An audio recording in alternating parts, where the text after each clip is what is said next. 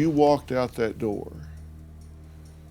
Did you expect to be gone forever? For a short time? A long time? What was your thinking? My thinking was for a short time. I didn't want to be, I'm highly attached to my mom, so I didn't want to be gone for long. Did you think she would be upset? I mean, did you think you would be gone overnight or a week or 2 weeks? I figured I'd be gone for like a couple of days, like 4 or 5.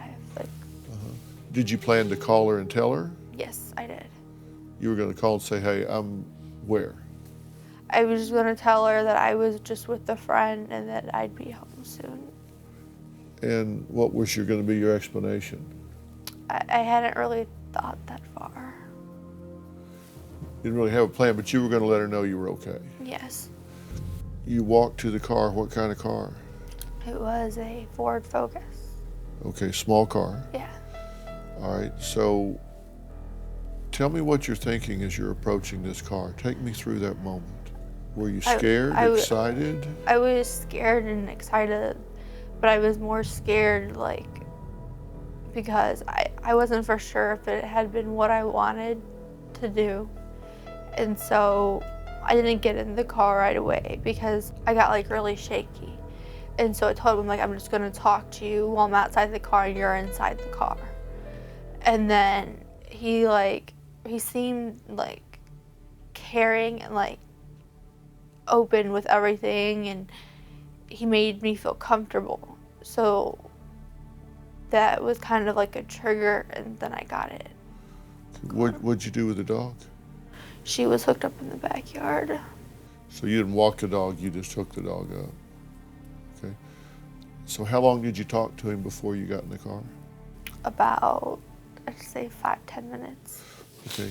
Now, what was going through your mind as you were walking to the car? What were your fears? It was mostly that I was kind of scared that I'd end up gone for like a long time, but there's like a part of me that like told me to keep going with it. Did you think this could be a murderer? This could be somebody that could kill me and dump my body somewhere? This could be a kidnapper? No, I never thought that. Because you had talked to him 10 minutes on Halloween, or? Because we had talked for 3 weeks, and like, to me, he had been open to me. Like, he told me like about his family and what he did for a living, and I guess like personal stuff.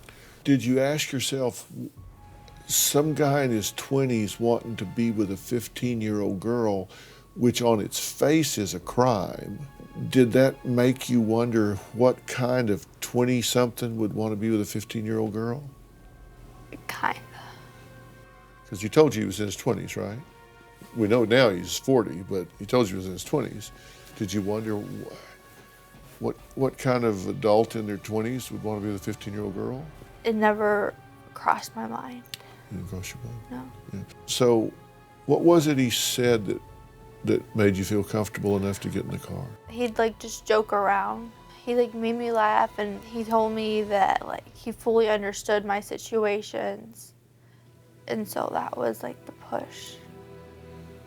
You felt understood? Yeah. Okay.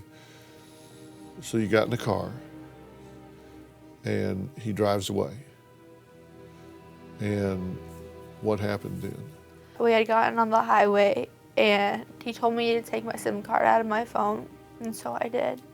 And he had me crush my SIM card, so I did. He told me to, so I did. And then he told me to throw it out the window, so I did. And he told me to take my battery out and not to put it back in the phone. And you did? And what did you think at that point? At that point, I had been scared, but not overwhelmingly scared. And I played it off like it was kind of whatever, because I didn't want to set a trigger to show that I was scared. Did he tell you why? No, he did not. He just said do it. He didn't say why?